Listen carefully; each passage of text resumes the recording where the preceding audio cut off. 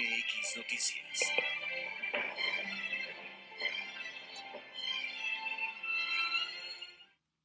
El siguiente programa es clasificación A, apto para todo público.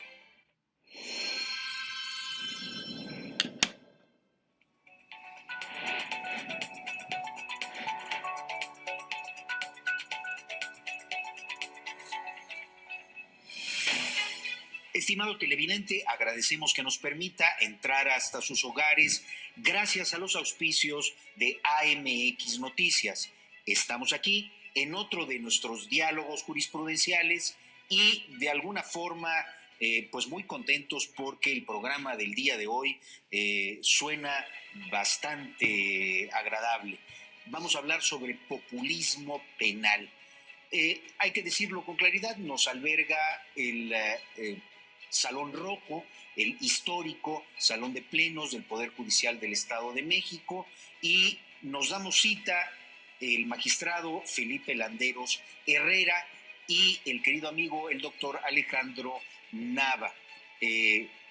Pues yo creo que lo importante es poner sobre la mesa, contextualizar a qué nos referimos con populismo penal. Y debemos partir, el punto de partida es la noción de populismo. Para un poco poner algunos puntos sobre las IES, como tal, el populismo o los populismos, no, digamos, no es una versión única, sino diferentes vertientes, surge fundamentalmente al fin de la Guerra Fría. Los países que de alguna manera habían estado sujetos a mecanismos coloniales por las metrópolis, fundamentalmente las europeas, luego del conflicto, de la conflagración armada, se ven en la necesidad de pues dejar que estas naciones entren en procesos de corte democrático, claro, sin sacar de todo la mano, claro, ¿verdad? Y metiéndola a partir de cuestiones políticas. Surgen entonces procesos de democracia, el tránsito en países subdesarrollados, el tránsito de regímenes totalitarios, fundamentalmente dictaduras o algunos mecanismos sujetos a presiones de oligarquías, pero bueno, el tránsito, esto que llamaríamos la tercera ola democrática, permite que surja este tipo de discurso propio de los países subdesarrollados, reivindicadores de los derechos humanos, pero que, y aquí hay que poner el ingrediente importante, explotando por vía del discurso las emociones y el resentimiento. Así ha operado el populismo, digamos, de la década de los 80 hasta nuestros días. Por favor, doctor Alejandro Nava, redondee, le ruego este contexto. Sí, por supuesto. Pues querido Carlos, muchas gracias por la invitación. Magistrado Felipe, un gusto conocernos. Querida auditorio, comunidad, un gusto tenerles. Y sí, efectivamente, estoy muy contento por la invitación que me hacen para hablar sobre uno de los temas que más me interesa, el tema del populismo y su relación con el populismo penal. Sobre el tema del populismo, si bien es cierto, hay diversos populismos de izquierda, de derecha, populismos latinoamericanos, populismos europeos, los cuales los europeos asocian más a políticas ultraderecha. En América Latina tenemos una historia interesante sobre el tema del populismo, desde la Argentina peronista hasta la actualidad, pasando por diversos presidentes, tanto de izquierda como de derecha. El populismo se ha vuelto un tema de moda en la teoría política, incluso es usada como una etiqueta para desprestigiar a la otra parte, si bien también hay excepciones en las cuales se utiliza como una forma de decir yo estoy del lado del pueblo. Efectivamente, Carlos, señalaste temas muy importantes.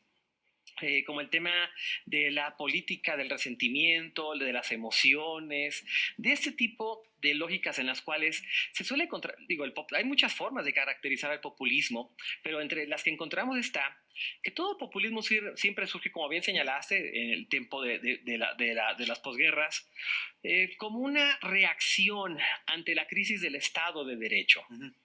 En este contexto de crisis de Estado de Derecho, también se da este repudio de buena parte de la población de las instituciones, lo cual es tomado por uno de los elementos clásicos que tiene todo populismo, y es la idea de la exaltación del líder.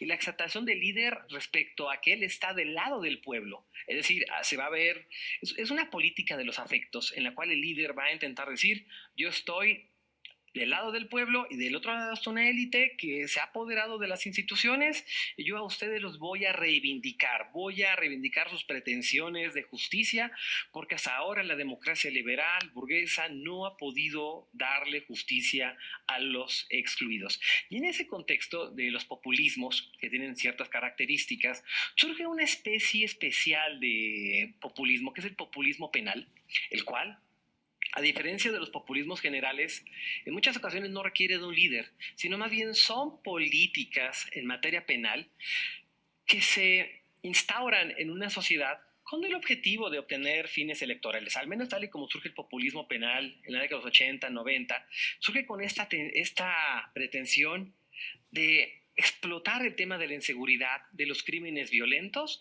para empezar a ganar votos a expensas de contrarrestar medidas como lo señalaste de derechos humanos. A ver, magistrado, de hecho, resulta ser un caldo de cultivo idóneo el crecimiento del crimen organizado, que se haga exponencial su capacidad criminógena, incluso sofisticación de los delitos, esta ofensa social. Vamos, hay un caldo de cultivo idóneo, ¿no? ¿Cómo lo ve?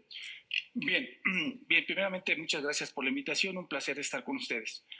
En primer lugar, es importante dejar en claro que con motivo de la aplicabilidad del derecho penal, siempre nos vemos inmersos en la dicotomía de los derechos humanos por un lado y su respeto, y por el otro lado justamente lo que implica la aplicación del poder punitivo del Estado. En ese sentido, todo exceso es malo. Hay quienes critican, por ejemplo, quienes tutelan en demasía los derechos humanos, que esto se ve como un hipergarantismo que no permite, por ejemplo, a las víctimas hacerles justicia.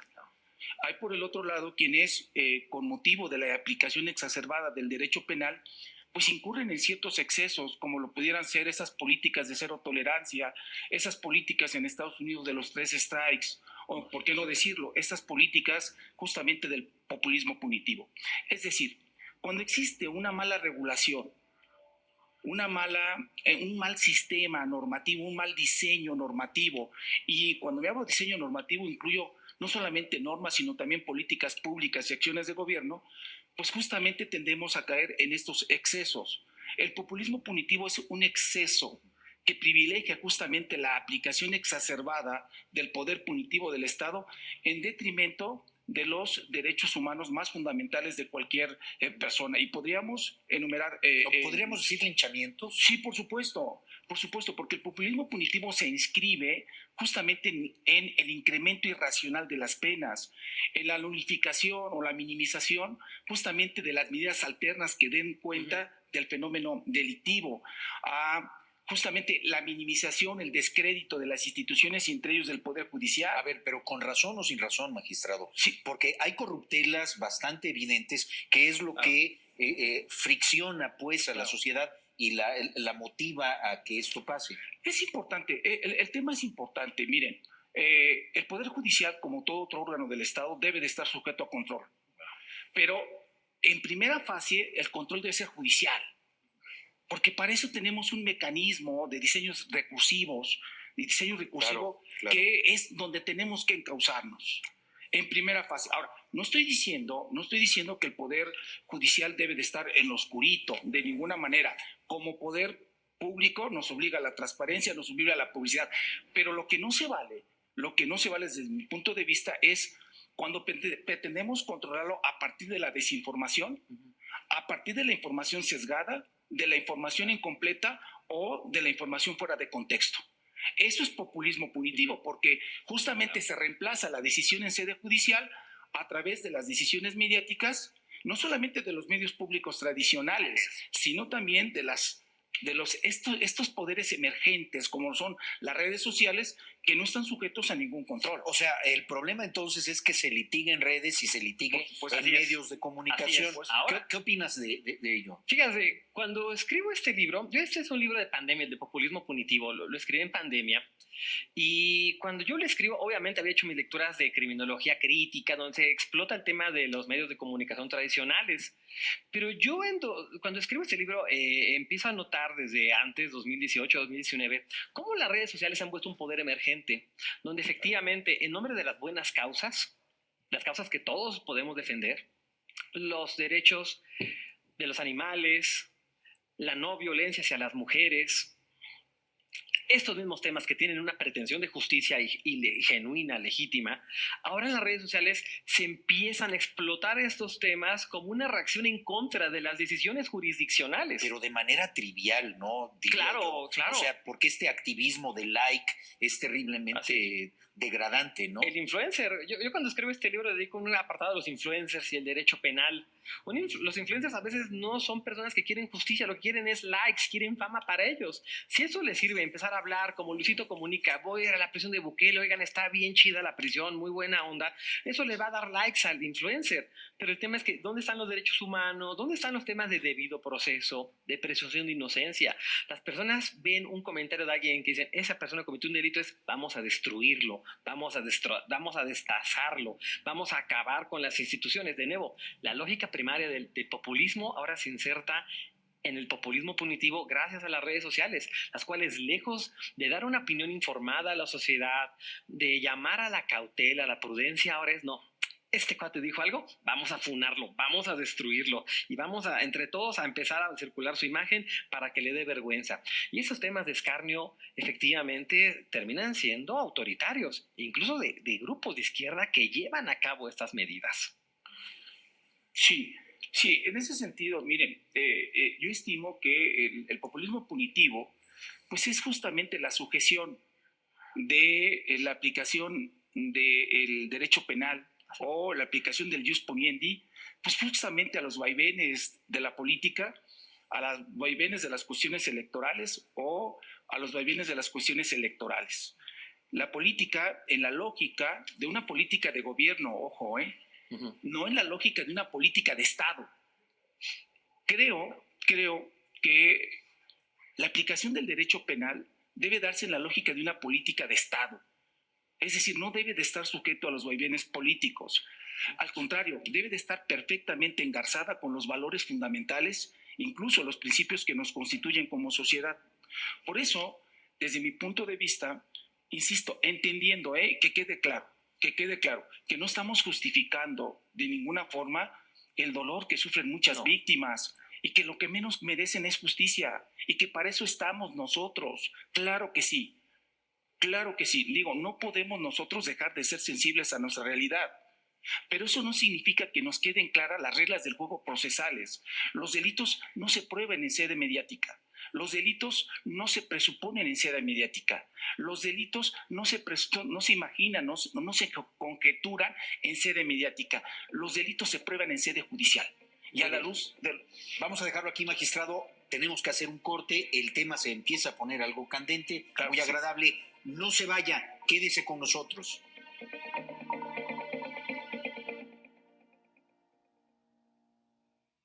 Estás viendo Diálogos Jurisprudenciales. Miércoles. Un ingrediente es algo que con otras cosas entra en un remedio, una bebida, un guisado o un compuesto. Pero también es la sustancia de las costumbres, los sueños y las tradiciones de nuestro estado. Ingredientes. Miércoles, 12 horas. Por AMX Noticias. Soy Mayners y estoy aquí porque quiero un México nuevo. Un México en el que por el bien de todos primero estén las niñas y los niños. Un México nuevo en el que todos tengan comida sana en su mesa, atención médica adecuada y escuelas dignas para alcanzar sus sueños y ser felices. Un México en el que las niñas y los niños crezcan seguros y nadie se atreva a lastimarlos. Soy Mayners y quiero ser el presidente del mejor México para ser niño. El México nuevo. Mayners, el candidato a presidente. Movimiento Ciudadano. Ya basta de vivir con miedo. Como senador seré parte de las comisiones de Seguridad Pública, Ejército y Marina. Es mi compromiso que desde el Senado haré todo lo necesario para que regrese la tranquilidad a nuestros hogares. Soy Enrique Vargas, lo digo de frente y sin titubeos. La inseguridad nunca más será una preocupación. Enrique Vargas, candidato en contra del Estado de México. Coalición Fuerza y Corazón por México. Por un México sin miedo llegó la hora del cambio. Vota PAN.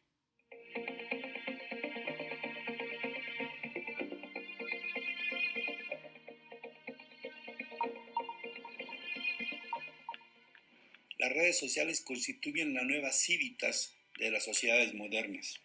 En ellas, los ciudadanos expresan libremente y sin tapujos su libertad de expresión.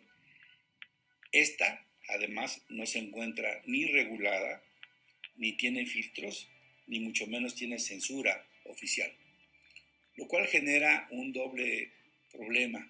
Por un lado, son muchas las voces que se escuchan, son muchos los rumores, las fake news o los rulos que pueden formar parte de una estrategia perfectamente articulada con intereses que muy pocos podrán descubrir o conocer. Pero también lo es, si se lee con cuidado, una forma de articulación social respecto de la vigilancia de las autoridades y de los gobiernos. En este sentido, todos los poderes deben tener la suficiente apertura para identificar a partir de los mensajes ciudadanos cuáles son los ámbitos de oportunidad en los cuales puede operar con mayor transparencia, con mejor pedagogía para informar de los resultados de su gestión y sobre todo con mayor amplitud para comprender que ese mensaje forma parte de una sociedad enterada, interesada y sobre todo participativa. El Poder Judicial tiene que entrar en este proceso de apertura si quiere colocarse a los nuevos ritmos que marcan las redes sociales. Estimado televidente, regresamos luego de haber visto una cápsula de un académico en el que nos hace algún tipo de reflexión sobre el populismo y las redes sociales. Y quiero regresar sobre ello porque interrumpí al magistrado Felipe Landeros en su disertación. La complicación de hoy ser juez en este mundo a donde los linchamientos mediáticos son lo de hoy. Sí, sin duda, vivimos tiempos difíciles donde la actuación de los jueces está sujeta a constante crítica. Si porque absolvemos, hay problemas. Si porque condenamos, también. Si porque subimos las penas, también. Si porque ponemos penas bajas, también. ¿Qué hacer en este contexto? En este contexto, el juez está para aplicar el derecho en contexto de los valores fundamentales que nos da nuestra Constitución. A eso se debe el juez, al margen de cualquier presión. El juez está para resolver conforme lo que las partes le prueben en sede judicial. Eso es innegable. Lo que no quita desde mi punto de vista lo siguiente, es decir, así como es delicado que sin causa justa se critique al juez, insisto, sin sustentos, sin argumentos, descontextualizando sus razones, sesgándolas. También es cierto que esta es una excelente oportunidad desde mi punto de vista para que el Estado mexicano constituya políticas públicas en relación con el poder punitivo firmes, políticas de Estado, no de gobierno. Es decir, repensemos el derecho. Si con motivo de nuestra actuación, por la aplicación de una norma, la interpretación de una ley, no se le hace justicia a una parte, bueno, vamos a cambiarla, vamos a revisarla, pero a través de argumentos, a través de razones.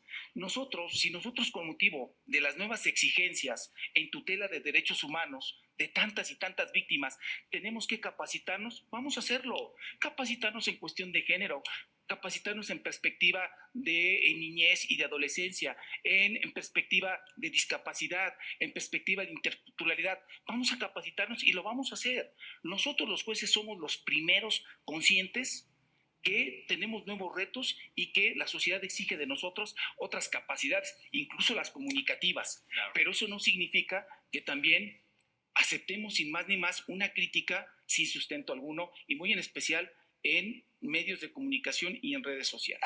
Aderezando un poco este planteamiento que hace señor magistrado, hemos estado tratando en algunos foros el término lawfare, que además de todo no es tan unívoco, sino tiene una diversidad de aspectos sobre los cuales se puede abordar. Pero hay uno que sí me gustaría poner sobre la mesa, es este lenguaje judicializado de la conflictiva política, ¿no? Hoy los actores políticos utilizan la amenaza de carácter jurídico, ¿verdad? Y se cifran sobre ella como si el Poder Judicial fuese una institución de vendetta política, ¿no? No sé si estoy en lo correcto, Alejandro. No, totalmente en lo correcto.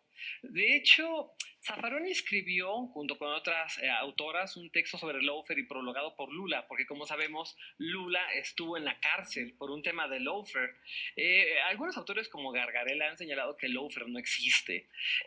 Yo creo que sí existe, y un ejemplo de eso lo tenemos con Lula. Y vemos cuando un rival político va ganando, vamos a denunciarlo por esas cuestiones penales, va a ir a la cárcel, y se utiliza el derecho como un instrumento político, como tú lo estás señalando acertadamente. Carlos, es importante señalar cómo el derecho es un instrumento político, siempre es un instrumento político, siempre lo será. Y en términos políticos, el lawfare es un instrumento para desacreditar a la persona. Ahora, si incluso el delito no se prueba, incluso a sus familiares y a su entorno. A todos, sobre todo nos vamos, sobre todo nos vamos. ¿Por qué? Porque también hay que decirlo claramente, somos sociedades latinoamericanas altamente desiguales. Es normal tener resentimiento hacia las clases que se han privilegiado de cuestiones políticas y económicas. Cuando tú muestras que esta familia supuestamente se enriqueció de manera ilegítima, claro que la sociedad va a decir, oye, estos terribles, vamos a destruirlos, son lo peor. Pero como tú lo señalas, es una vendetta política. Ahí el derecho pasa a segundo plano, porque también la forma en cómo la política utiliza el derecho de una forma maquiavélica impide que el derecho pueda tomarse en serio por la sociedad. Por eso un montón de especialistas en derecho penal dicen, oigan, eso es un uso político del derecho, eso es un uso meramente punitivo del derecho, no es un uso racional. Pero la misma sociedad es la que a veces quiere ese tipo de usos del derecho. Ese es el gran problema, que muchas personas me decían, no, cuando escribiste el libro muchas personas me dijeron, no sé qué bebiste, no sé qué tomaste, porque eso de que la gente quiere mayores penas es un error. Eso de que la gente lincha es un error. Bueno, estamos en 2024 y 2024 me ha dado la razón. Las redes sociales potencian el resentimiento político que ya teníamos de antes, ya sea para pedir mayores penas al tipo que lastimó un animal, ya sea para pedir mayores penas a quien decimos que agredió sexualmente a una menor de edad. Todo ese tipo de temas que a todos nos duelen, con el tema de los medios de comunicación y las redes sociales, explotados, ¿no? Claro, y van a ser explotados. O sea, mucha gente va a tener más rating de estos temas que de lo que tendrían antes. Por eso los influencers son felices criticando al Poder Judicial, a los jueces, a los derechos humanos, porque para ellos es muy fácil destruir. Y la verdad, la sociedad, perdonen que lo diga, la sociedad no se informa de muchas cosas. La sociedad simplemente reacciona a lo que ven el titular de una noticia y por eso dicen más penas, más penas. Si el juez no pone mayor penas, es un corrupto. Si el juez libera, peor todavía. Y si el juez condena ahí no debió condenar, ahí le faltó esta perspectiva. Es perder, perder, perder. Abonando a esto, creo que esta visión del linchamiento entonces responde a una dinámica social, a una exigencia efectivamente de, el término a lo mejor no suena muy grato, pero buscar chivos expiatorios o víctimas propiciatorias. Claro. Y esta visión de corte populista utilizando a los medios como gran inquisidor, ¿no? Sin tener elementos para juzgar. ¿Cómo lo ve, señor magistrado? Sí, el tema es bastante interesante porque en esta lógica de la publicidad, en esta lógica de la transparencia, pues por supuesto que el papel fundamental de los medios de comunicación y de las redes sociales es importantísimo. El problema es que en un Estado constitucional democrático de derecho, ningún poder, sea de derecho o sea de hecho, poder fáctico, puede estar excepto de control. Aquí el problema es quién controla a ese gran inquisidor que son los medios de comunicación y las redes sociales. Es decir, así como los jueces tenemos que hacernos responsables de nuestras decisiones, desde mi punto de vista, los medios de comunicación y las redes sociales también tienen que hacerse responsables de sus aseveraciones.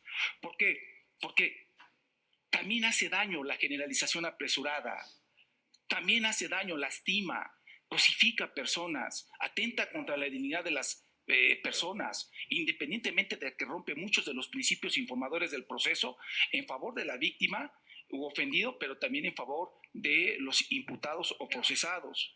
Yo creo que ciertamente hay que hacer una autorreflexión para podernos dar cuenta de los grandes problemas que en materia de justicia tenemos, pero no los atacamos, es decir, no, observamos los problemas, sus consecuencias, pero no sus causas. Los verdaderos problemas no los estamos atacando. Vamos a simplificar, si me permiten, algunos problemas que yo observo con motivo de la aplicación del poder punitivo. Primero, tenemos un derecho penal que no es la última ratio, sino que la sociedad exige que sea la primera. Así es. No. ¿Qué está pasando con nuestro derecho familiar? ¿Qué está pasando con nuestro derecho civil? ¿Qué está pasando con nuestro derecho mercantil? Que se hace ineficaz y por eso se tiene que recurrir al derecho penal para dar respuesta a problemáticas sociales muy concretas. Entonces, una manera me parece de no caer en los excesos entre el hipergarantismo por un lado y por el otro lado el populismo punitivo es justamente hacer efectivas las diversas ramas del derecho que al penal tenemos. Imaginémonos, por ejemplo, un caso concreto, si un juez familiar que tiene que ver con cuestiones de guarda y custodia, con cuestiones incluso de violencia familiar, con cuestiones de alimento, no es capaz de hacer valer en vía derecho el derecho, pues Dios mío, entonces se recurre, desde mi punto de vista, exageradamente al derecho penal. ¿Tenemos que fortalecer otras ramas del derecho penal? Sí o sí. Por último, otra opción. Todos nos hemos cuestionado la actuación de los poderes judiciales. Que insisto, reconocemos que tenemos que capacitarnos más en las diversas perspectivas, en la forma en que comunicamos nuestras decisiones, estoy totalmente de acuerdo. Pero, por ejemplo, no hay un debate, no hay un cuestionamiento que es importante sobre la actuación de las fiscalías. ¿Cómo estamos investigando? Claro. Las fiscalías cuentan con los recursos humanos, con los recursos técnicos, con los recursos tecnológicos para hacer investigaciones de calidad. Habría que preguntarnos. Es importante esto dejar en claro, porque nosotros no tenemos la figura del juez de instrucción como en otros países. Nosotros tenemos un juez de control que simplemente verifica que la investigación sea ajustada a los derechos humanos de todas las partes involucradas. Y tenemos un juez de enjuiciamiento que resuelve sobre una acusación. ¿Quién tiene que probar la acusación? El Ministerio Público. Si el Ministerio Público no prueba en sede judicial correctamente la acusación derivada de una ineficiente o incompleta investigación, pues los resultados saltan a la vista. Entonces, es importante que sí hagamos un debate sobre cómo se está investigando el delito en México. Y además, no solamente no se trata de culpar a nadie, se trata de rediseñar modelos, esquemas, políticas públicas que nos permitan tener investigaciones de calidad para que en sede judicial se puedan probar los delitos. Muy bien, señor magistrado. Quédese con nosotros, no se vaya, la charla se está poniendo muy interesante.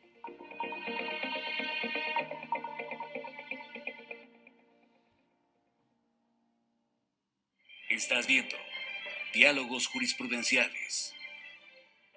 Jueves. ¿Cómo están? Muy buenas noches. Qué gusto saludarles. Bienvenidos a Táctica Fija. De entrada, a mí lo que más me gustó fue la personalidad, ¿no? El carácter. Seguro el Chaco lo está haciendo como lo ha hecho y lo ha guiado hasta el momento en el fútbol europeo. Yo le sigo encontrando muchas dolencias a Universidad. Mayorga me parece a la defensiva bien. También, incluso ¿no? A Briseño también, ¿no? Peleando como es su costumbre, sus limitaciones que tiene como futbolista. Táctica Fija, jueves, 22 horas. Por AMX Noticias. Usted es Puma. El único que hay a los Pumas, ¿qué pasó? ¿Y qué edad tienes? 38. ¿Cuáles son tus logros? Blindar Benito Juárez. ¿Y de hijos cuántos? 2. ¿Y qué estudiaste? En la UNAM, en la Facultad de Derecho, y una especialidad en la George Washington. ¿Cuál es tu comida favorita, güero? Los tacos. ¿Y cuál es tu música favorita? De todo un poco. y quiero ser jefe de gobierno en esta ciudad. El cambio viene. Santiago Taboada, candidato a jefe de gobierno. Coalición Va por la Ciudad de México. Vota PAN. El INE organizará 3 debates entre las candidatas y el candidato a la presidencia de la República. El primer debate será el domingo 7 de abril a las 20 horas. En él podrás participar con preguntas a través de redes sociales sobre temas como educación y salud, transparencia, combate a la corrupción, entre otros. Consulta todos los temas y cómo participar en las redes sociales del INE. compara las propuestas y haz que tu voto sea informado. En estas elecciones, tu decisión es importante. INE.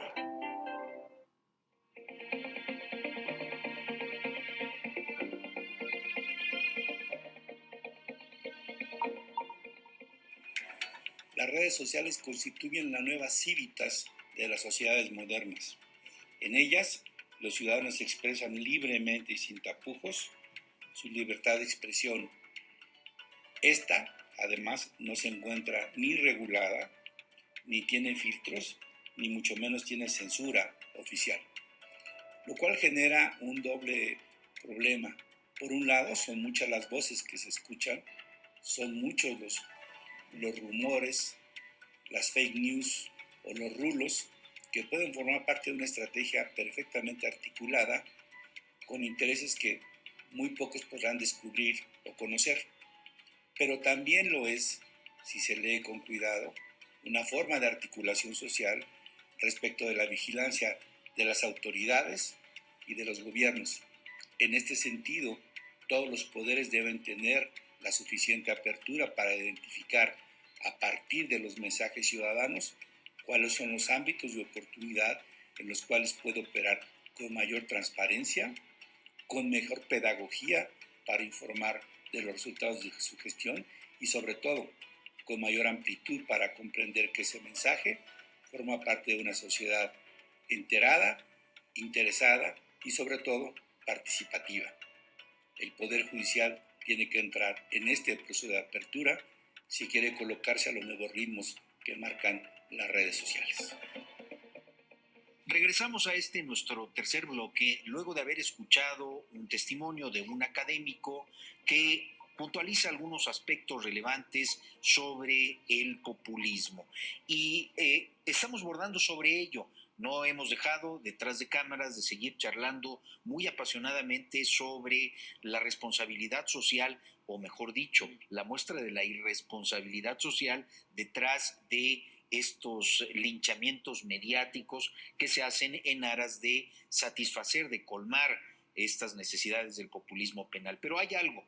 El populismo, en general, como discurso, se sostiene a partir de una lógica y de una retórica trastocada, donde subyacen sofismas, donde subyacen falacias, donde subyace la mentira que parece verosímil, ¿no? ¿Sí estoy en lo correcto, Alejandro? No, totalmente, Carlos. La lógica punitiva es una lógica falaz, pero persuasiva. El gran problema de combatir la retórica punitivista es que aunque podemos ver que son argumentos falaces, son muy persuasivos en nuestras sociedades. En primer lugar, como toda forma de populismo, es un recurso a apelar a los afectos, no a la razón, no al debate bien informado. Es simplemente apelar a esta revancha social que todos los ciudadanas podemos sentir en muchas cosas. O sea, temas tales como los delitos a casas, habitación, delitos sexuales, violencia contra los animales, son temas que a todos nos tocan, pero sobre ellos se construye esa narrativa, y una narrativa imposible de refutar en redes sociales o en la opinión pública, en la cual todo delincuente tiene que ser sancionado, aunque a veces no tengan pruebas suficientes. Yo he comprobado cómo, por ejemplo, las falacias que hay en el discurso punitivista son tan fuertes que incluso grupos progresistas, grupos de izquierda, la misma sociedad civil cae. Con todo respeto, yo estoy a favor de las causas feministas y siempre lo he estado, y mis alumnas siempre pueden dar testimonio de ello, pero muchas veces las chicas caen en esta misma lógica punitivista. Los grupos pro derecho de los animales también caen en esto. No estamos, como decía el magistrado, atacando las causas, estamos simplemente viendo quién la paga. Y en ese tema de quién la paga no estamos resolviendo las cosas. Por ejemplo, la criminología mediática. Cuando alguien piensa quién cometió un delito, robo, casa, habitación, siempre es, miren, este es un chico moreno, moto itálica, tenis Jordan imitación, tatuado, que se nombra Kevin O'Brien. Eso fue lo que desarrollé en mi libro. El Kevin O'Brien siempre es el delincuente ya en México. ¿Es la versión femenina la Kimberly o la Brittany? Para hacer más manchado el tema, así es. Ahora, el tema de la víctima. El tema de la víctima tiene una serie de sesgos cognitivos muy fuertes. Cualquier persona que sea considerada víctima socialmente, esa es la persona víctima, no han hecho, le hicieron, ella tiene que hablar, los jueces, agencias ministeriales tienen que callar. La que dice la víctima es la palabra última, y perdonen si lo digo, soy políticamente incorrecto, pero también tenemos que aprender a cuestionar a la víctima de una forma racional, desde la empatía. Hay todo un vector de la criminología que se encarga de la victimología en específico, Así es. ¿no? Pero el tema es que con el surgimiento de las redes sociales, una persona asume el estatus de víctima y tienes que creerle ciegamente, porque si no le crees ciegamente, tienes una lógica tuya totalmente errónea, no tienes empatía, no tienes sensibilidad. Claro que los juzgadores y juzgadoras tienen que juzgar con empatía el tema de la víctima, pero eso no implica entonces decir, le creo ciegamente, porque si le creo ciegamente, entonces ¿dónde está el debido proceso de la otra parte? Ahora, a los medios de comunicación les encanta explotar el morbo de la víctima que llora, la que sobrevivió a un episodio de violencia. A los medios de comunicación no les interesa reparar el daño, les interesa el rating. Eso. Y eso es a mí lo que me preocupa bastante. O sea, yo, por ejemplo, como buen seguidor de Alexi, cuando dicen, la ponderación eurocéntrica, no. A ver, la ponderación reconoce que los derechos son limitados. Los derechos tienen restricciones. La libertad de expresión, claro que tiene restricciones, porque alguien puede hacer un uso absoluto de la libertad de expresión y terminar destruyendo a una persona, a un juez o a un poder completo, y no hay motivos, no hay mecanismos de defensa, porque en las redes sociales la libertad de expresión no se puede limitar. Entonces tú tienes que aguantarte. Yo siempre le he dicho, es muy fácil linchar al prójimo. El día que a ti te toque eso, como juzgador, como académico, como persona acusada de un delito, ahí sí vas a pedir el hipergarantismo y te vas a acordar de Ferraioli. Hablábamos de chivos expiatorios, señor magistrado. O sea, regresamos a lo mismo. No sé, vendría a mí la figura, ¿no?, de aquellos circos romanos, ¿no? Uh-huh. En los que enardecida la multitud por ver cómo están ultimando a una persona. ¿Cree usted que estamos en estos escenarios? Sí, considero que estos linchamientos y estos chivos expiatorios efectivamente siempre han existido, no solamente en los círculos romanos. Recordemos cómo se impartía la justicia del medievo, justamente las prácticas inquisitivas de la iglesia, ¿no? Lo curioso, sí, por supuesto. Lo curioso es que en el 2008 nosotros hicimos una transición de un sistema inquisitivo mixto a un sistema más garantista de corte acusatorio adversarial oral. Es decir, la idea era quitarnos todas esas prácticas inquisitivas menoscabadoras de derechos humanos. ¿Y qué es lo que ha pasado? Que tal vez en vía de derecho nos las hemos quitado. Ahí está efectivamente un código procesal con muchas garantías sustantivas y procesales. Pero en vía de hecho seguimos teniendo estas prácticas de linchamientos, de chivos expiatorios, que son prácticas inquisitivas. Son prácticas, insisto, que como efectivamente lo señalaba, apelan a la emoción, no apelan a la razón. Y justamente un Estado democrático de derecho no puede tener un derecho punitivo que no sea racional. En ese sentido, es fácil escuchar que ya los medios de comunicación ya asignan a las personas, él es un pederasta. Ya no lo decidió un juez, ya lo decidió un medio de comunicación. Él es un abusador. Oye, ni siquiera una sentencia queda firme y ya lo decidieron. Entonces, yo creo que definitivamente esto a nadie nos conviene, porque los precios de la estigmatización, los precios de que la justicia no se dé en sede judicial, a la postre terminaríamos lamentándolo todos. Nos debe de quedar claro que los delitos no es una cuestión de emociones, no es una cuestión de consenso siquiera, no es una cuestión ni siquiera de mayorías, parafaseando a Ferraioli. No es una cuestión también de una visión unilateral de una de las partes que se duele afectada o no de un delito. No puede haber delito si no hay contradicción, si no hay réplica. Y lo cierto es que en estos linchamientos no hay réplica. Hemos escuchado esos linchamientos. ¿Cuántos de esos casos le dan la posibilidad a la persona a quien se trae en boca, por decirlo de alguna manera, de expresarse? ¿Se le da el derecho de réplica? ¿Se le da el derecho de disentir? ¿Se le escucha? En esa lógica no puede funcionar un Estado democrático de derecho. Y eso es justamente la perversión, por decirlo clara y contundentemente, de apelar justamente a asumir funciones más allá de la sede judicial. A ver, entonces parecería que socialmente estamos teniendo una retrogradación. El derecho penal, luego entonces, que habíamos tratado de que transitara hacia los modelos de reinserción social, hacia la posibilidad de que no crecieran cierto tipo de delitos, lo que estamos viendo es una actitud vindicativa, vengadora por parte de la sociedad. No sé si estoy en lo correcto. No, totalmente de acuerdo, estoy de acuerdo. O sea, todas las ideas resocialización, reinserción, reeducación se ven eclipsadas, han mostrado un fracaso en América Latina por la superpoblación carcelaria que tenemos. Ante ello, ¿qué dice la sociedad? Simplemente queremos que nuestros impulsos vindicativos sean satisfechos. ¿Cómo? No lo sé. ¿Nos interesa que la persona se pueda reinsertar? No, eso no lo creemos, simplemente queremos que pague. Ahora no se trata de ver quién hizo o no algo, simplemente tenemos que buscar a los chivos expiatorios, sancionarlos para que la sociedad esté tranquila, porque si no hay sanción, entonces el Poder Judicial es corrupto y las penas no están bien determinadas por el Poder Legislativo, y como sociedad queremos sentirnos más seguros con ello. Pero a ver, sentirnos más seguros a partir de penas más amplias, yo creo que ese es una de las, si ustedes me lo permiten, el tema con el que abriremos nuestro siguiente bloque. No se vaya, estimado televidente, quédese con nosotros.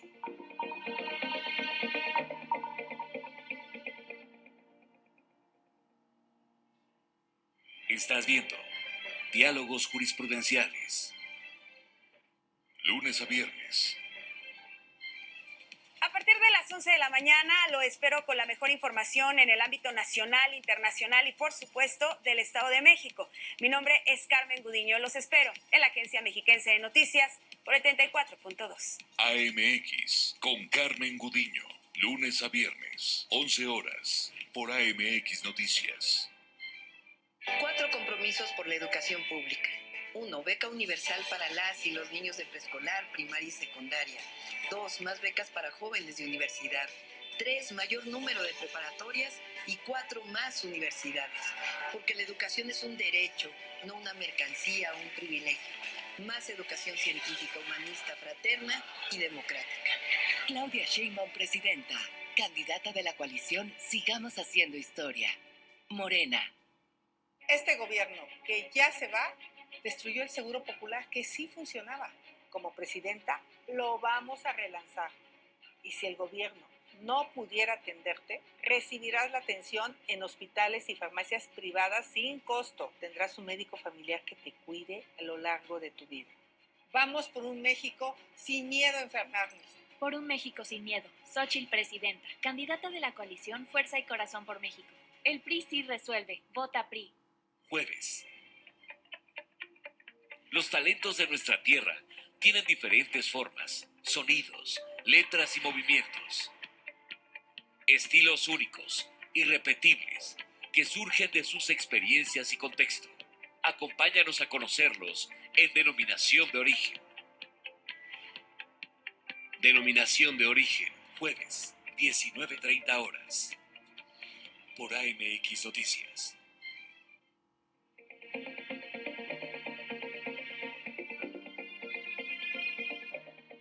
Regresamos a nuestro cuarto y último bloque. Dejamos en el bloque anterior, en el tintero, sobre la mesa, un cuestionamiento que resulta ser cardinal para tratar de aproximarnos hacia el fin de nuestra charla. A ver, ¿en verdad mayores penas a delitos inhiben la comisión de estos delitos, estimado Alejandro? Definitivamente no, hay que decirlo categóricamente, definitivamente no. Desde los inicios de la dogmática penal siempre han estado sobre la mesa las teorías sobre la prevención general y especial, positivas y negativas. En mi más reciente libro que escribí sobre filosofía de la pena, dedico un capítulo a la teoría de Feuerbach sobre la teoría de la coacción psicológica. Una teoría que desde entonces ya se hablaba de ella como una respuesta al tema de que la pena amenaza.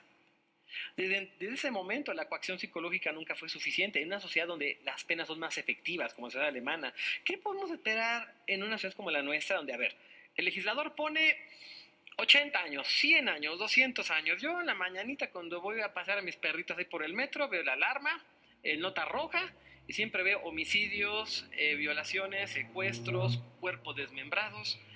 Si las penas tuvieran un factor inhibidor, ¿tendríamos los delitos tan violentos que tenemos? Es que ese es uno de los grandes problemas. Las penas no inhiben nada, simplemente es un uso simbólico del derecho penal, y es un uso político, por cierto.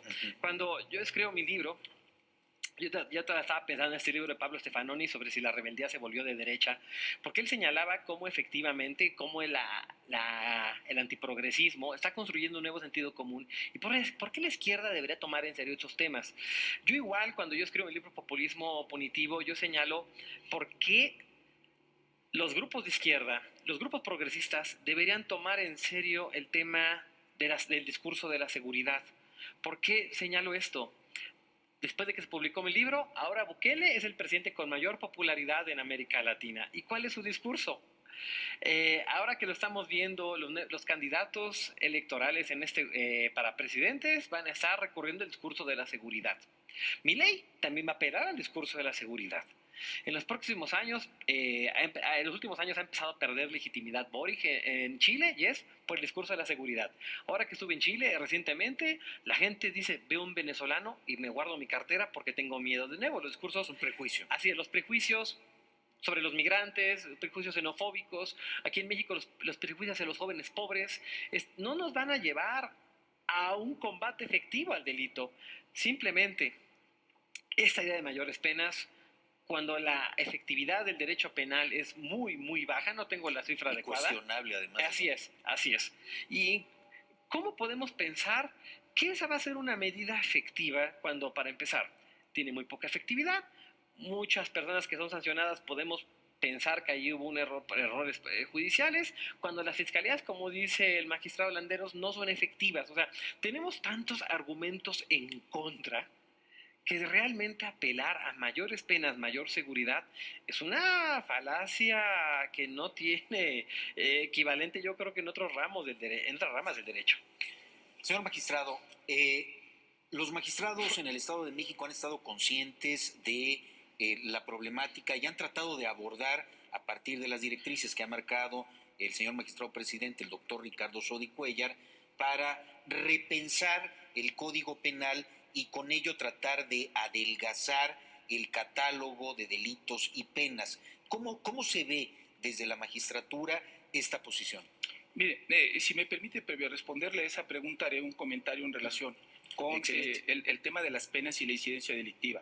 Está claro que las penas altas no inhiben ni inciden en la comisión de delitos. Simplemente, para ejemplificar bien esto, analicemos las penas altas que se pusieron en leyes como la del secuestro, en leyes como la del feminicidio, leyes que sancionan la extorsión o los propios robos. O sea, la verdad de las cosas es que, a pesar de tener penas altas, ahí están. Y se han acrecentado. Lo que se ha demostrado que es eficaz, sin duda alguna, es pues justamente la modernización de la seguridad pública, la capacitación de los elementos policiales, la inversión en tecnología, la confianza en las instituciones, el fortalecimiento institucional, no el descrédito institucional, entre otras cosas, ¿no? Eso sí se ha visto que funciona para inhibir el delito.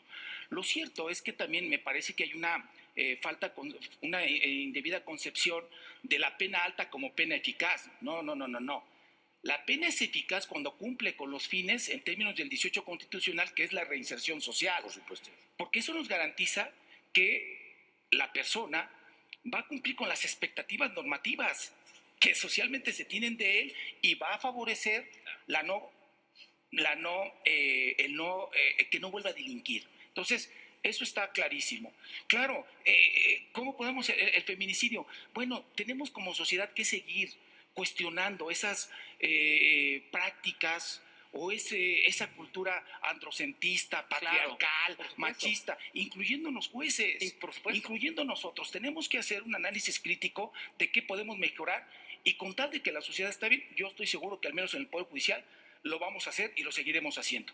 Ahora, en el caso del Estado de México, nosotros estamos de acuerdo con el señor presidente en un eslogan, que es repensemos el derecho. Claro. ¿Tenemos el derecho correcto, adecuado, útil, funcional que merecemos? Tenemos que cuestionar el derecho, tenemos que cuestionar las normas. ¿Cómo es posible que tengamos como delito, por ejemplo, el hecho de que se pueda tirar un árbol? Como un delito del medio ambiente, tirar un árbol. ¿Cómo es posible un delito el traer una placa sobrepuesta? ¿Cómo creen? Esto no puede ser. Primero, tenemos que dejar de tipificar conductas que, insisto, pueden ser controlables desde otras ramas del derecho, del derecho administrativo, claro, sancionador, claro. o civil, familiar, como lo decía, con antelación. Eso por un lado.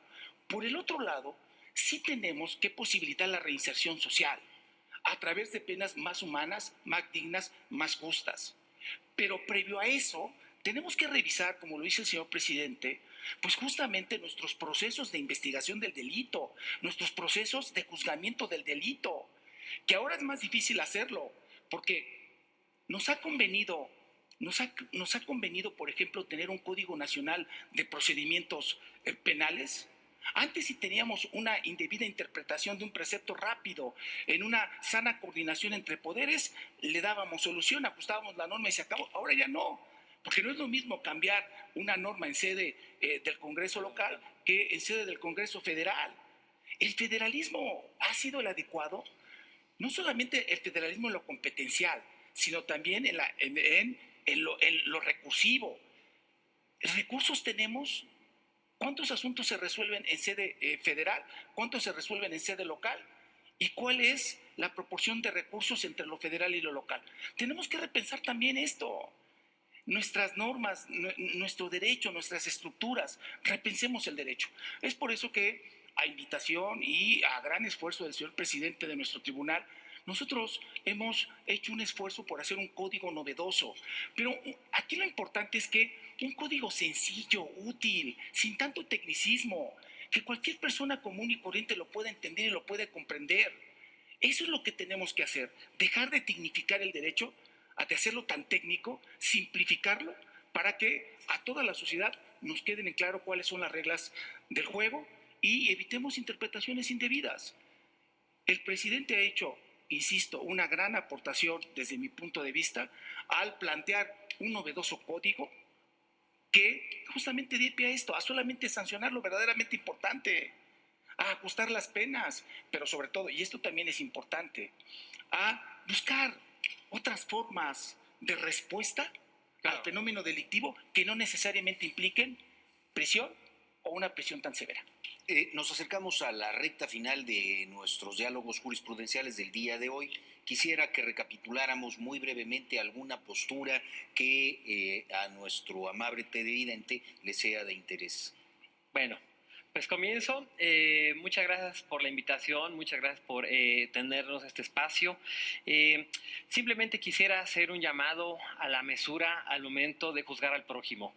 En este contexto en el cual en nuestro país hay muchísima violencia, es un país con altos niveles de impunidad, siempre tenemos que tener cordura sobre la forma de juzgar, tanto como juzgadores como sociedad también, porque también como sociedad somos una sociedad ejemplarmente punitiva, somos una sociedad que disfruta viendo al otro siendo sancionado penalmente. ¿Por qué? Porque tenemos toda esta cuestión relativa a la corrupción, a los bajos índices de efectividad del derecho, no solo el derecho penal, el derecho en general. Cuando escribiste el librito Populismo Punitivo, que lo encuentran a la venta en dijuris o dijuris.com, cuando escribiste el libro, más que otra cosa, me motivaron varias cuestiones. Y una de ellas es un ideal humanístico. Yo al derecho siempre lo pienso de una forma humanística. Y también no es el típico libro escrito desde el privilegio académico y todo esto. Esto es un libro al que le sobra barrio. Porque quien escribe este libro es alguien que ha vivido en un barrio muy violento toda mi vida, sigo viviendo ahí, juego en unas canchas de básquetbol donde efectivamente aprendí muchas cuestiones sobre el delito, y sin ser abogados, y en ese sentido siempre he pensado y he tenido el ideal de que el derecho penal tiene que ser efectivamente la última ratio, y si el derecho penal es usado, Es usado porque efectivamente otras medidas preventivas, pedagógicas, educativas, económicas, sociales, han fracasado. Y si por desgracia tenemos que usar el derecho penal, tenemos que usarlo con el mayor nivel de racionalidad posible, porque uno nunca sabe cuándo la persona juzgada, la persona o que va a estar en el patíbulo virtual, va a ser tú.